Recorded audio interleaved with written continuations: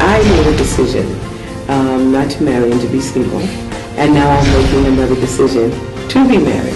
Ooh. Constitutionally, when Charles does become king, and of course he will become king, he will be defender of the faith. And it seems petty. It seems absurd to me. You might stop it enough just by a look, and you that look for like 5,000. You still die of Israel in conversation with her.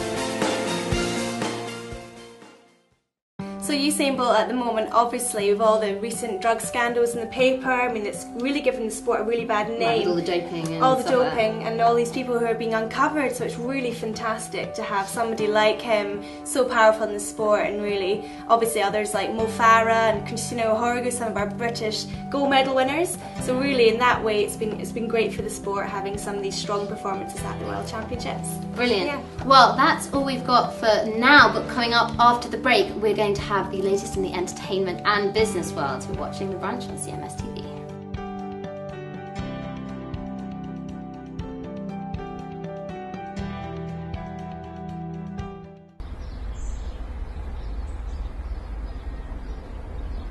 Everybody sees me today in the position I'm in, a fast-growing company. They don't really understand the story and the struggle behind my success, where I've come from, and really where it takes to achieve success. My story starts, like many others around this world, it starts, unfortunately, growing up in poor situation. I grew up in a pretty wealthy area, being poor, and I think there's nothing worse in life than growing up poor in the face of people having everything. It makes you really realize what you don't have. When you grow up in an area where nobody has anything, you're kind of all on a level playing field. But when you grow up in a wealthy area where everybody seems to have so much more than you, you know that you don't have as much as them. You know your parents don't have as much money. I realized what I don't have, I realized what I wanted, and I made sure from a very young age that I would succeed at every goal I've ever dreamt of. Seeing my parents work and struggle inspired me to work. I didn't have the money like everybody else did when they went to university, where their parents paid for them and they had the nice cars and I worked 3 jobs to put myself through university. I graduated, and till this day, I'm so thankful that I had to go through those experiences, because it's those struggles and those hardships that define me as a person.